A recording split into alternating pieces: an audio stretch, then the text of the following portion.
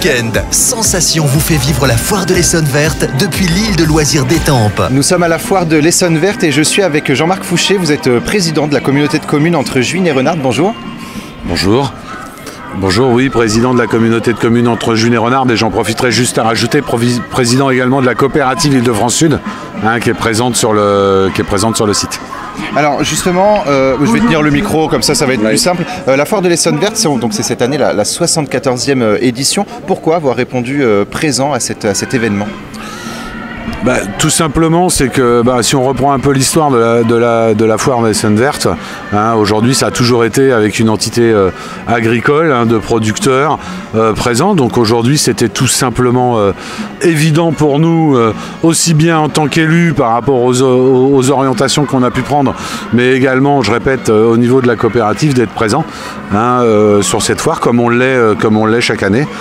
Et aujourd'hui, je remercie Johan Mittelhauser, le président de l'agglomération, sur ce sujet, qui a souhaité qu'on mette en valeur notre plan alimentaire territorial lors de cette foire verte.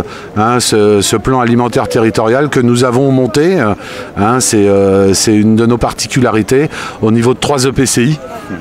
Donc le Dourdanais, l'Étampois et bien sûr la communauté de communes entre Juines et Renardes.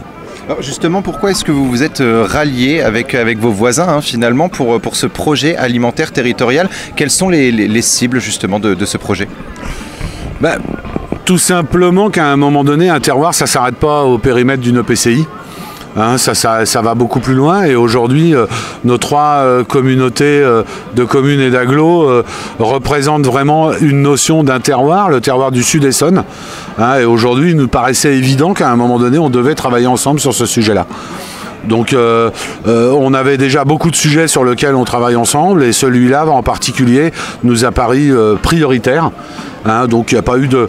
je veux dire, quand chacun réfléchissait de son côté sur une notion d'un PAT, dès qu'on a discuté ensemble, derrière on a dit non, on ne va pas partir comme ça chacun de notre côté, ça ne représenterait rien du tout, avoir des frontières, etc. Donc là aujourd'hui on met un ensemble de producteurs en valeur, un ensemble de production, un ensemble de transformateurs en valeur, qui sont des transformateurs du Sud-Essonne. Et alors aujourd'hui on peut voir justement des portraits des agriculteurs, des producteurs locaux. À quoi vont servir ces portraits? Est-ce que c'est une volonté de valoriser justement les producteurs et les agriculteurs de votre territoire? Oui, tout à fait. Aujourd'hui, la particularité de ce premier échelon du plan alimentaire territorial était ça. C'était aujourd'hui, on a des pépites sur le territoire. Ce que je répète, c'est des pépites. C'est des gens passionnés. Donc aujourd'hui, c'était de les mettre en valeur. Donc les mettre en valeur par rapport à un guide, qui est sorti, qui va être distribué sur les 3 territoires, et par la réalisation d'un film qui aujourd'hui est mis en avant avec, je crois qu'il fait plus d'1 heure, 1h15 de film, où là vous avez à la suite tous les producteurs présentés, et toute une action de communication, bien sûr des panneaux comme vous le voyez là, mais également un axe d'ouverture sur nos réseaux sociaux de chaque EPCI à partir d'aujourd'hui, avec un portrait par jour. Un accès sur une chaîne YouTube où il y aura un portrait d'un producteur par jour qui sera lancé au même moment sur les 3 structures. Alors des producteurs justement qui s'engagent pour la plupart dans le respect de l'environnement, dans leur production, dans leur agriculture. Là aussi, il faut valoriser justement les producteurs et les agriculteurs qui s'engagent pour l'environnement. Alors là, je serais un peu plus radical sur le sujet. Aujourd'hui, tous les agriculteurs et tous les producteurs s'engagent pour l'environnement. Aujourd'hui, c'est une notion globale. Chaque producteur aujourd'hui n'est pas à se dire je vais pas m'occuper de ce qui se passe à côté, etc. Je suis essentiellement dans ma bulle.